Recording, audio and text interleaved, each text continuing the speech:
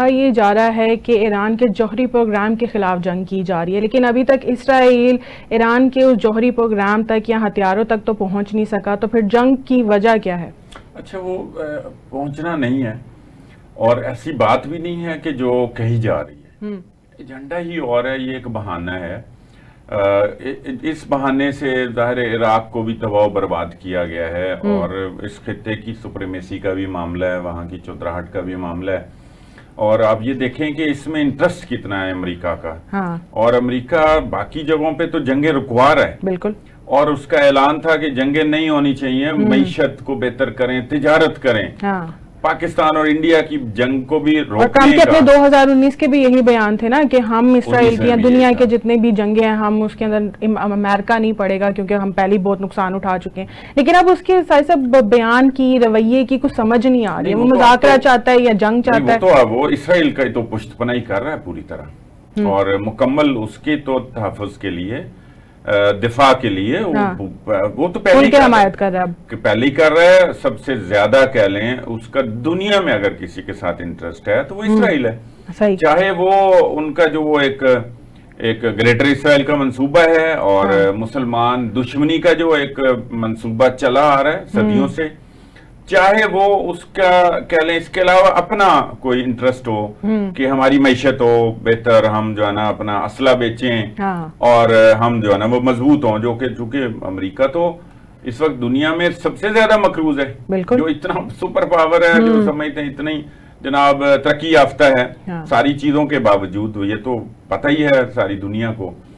تو امریکہ کا تحفظ تو وہ کرے گا، اس کا اسرائیل کا تحفظ تو وہ کرے گا، اس کی کے لیے وہ کنفیوز ہے۔ ایک طرف وہ کہتا ہے یہ مذاکرت کر لیں، ابھی بھی کہہ رہا ہے کہ کر لیں بات، میں نے 60 دن دے دیے تھے، بھئی 60 دن دے دیے تو حملے کے لیے تو نہیں تم نے دن دیے تھے، بالکل، اور وہ تو تمہارے ساتھ تو بات ہو گئی تھی، اور یہ تو ماضی میں بھی تمہارے پچھلے دور میں بھی بات ہو گئی تھی، تو تم اس سے بھاگ نکلے۔ اب وہ جب وہ یہ کہہ رہے ہیں ہمارا یہ حق ہے، دنیا کو آپ نے دیا ہوا، ہمارا بھی یہ حق ہے،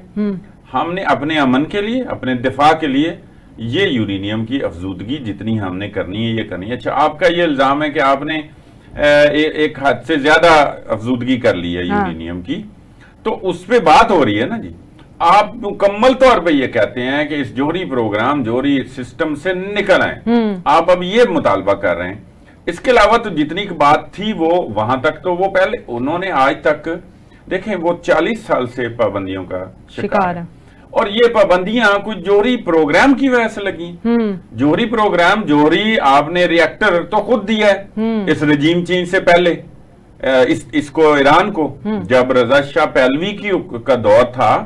تو اس وقت تو امریکہ کے ساتھ بڑے اچھے تعلقات تھے، اب جب یہاں پر 1979 میں انقلاب آیا ہے اور یہ موجودہ جو رجیم چل رہا ہے، آیت اللہ خمینی تھے یا ابھی آیت اللہ خامنہ ہی ہیں، تو آپ تو اس سسٹم سے اور اس نظام سے خائف ہیں، اس سے آپ کو لگتا ہے کہ یہ چونکہ ایک نظریاتی ایک گروپ ہے اور ایک سوچ رکھتے ہیں، اور ان کا جو ہے نا یہ سیاست اسرائیل کے ظلم، تشدد، اس کو نہ صرف اجاگر کرتے ہیں بلکہ چیلنج کرتے ہیں، اور انہوں نے کیا۔ اصل تو آپ کا یہ مسئلہ ہے جو آہستہ آہستہ بات کرتے ہیں نا جی کہ رجیم چینج ہو سکتا ہے، رجیم چینج ہو جائے تو مسئلہ ختم ہو جائے، تو پھر آپ خود آپ کلیئر ہوں، خود امریکہ بھی کنفیوز ہے۔ امریکہ کی اس جنگ، ابھی جو جنگ ہوئی اس سے پہلے کی سٹیٹمنٹس دیکھیں، بالکل اسرائیل کی پہلے کے بیانات دیکھیں اور موقف دیکھیں، وہ یکسر چینج ہو گئے اس جنگ کے بعد، اس جنگ کے آغاز کے بعد، یعنی اب وہ رجیم چینج کی طرف آ گئے ہیں۔ وہ پہلے بات کرتے تھے یہ جوہری بہانہ ہے، اس بہانے سے دنیا کو پہلے بھی تہس نہس کی ہے،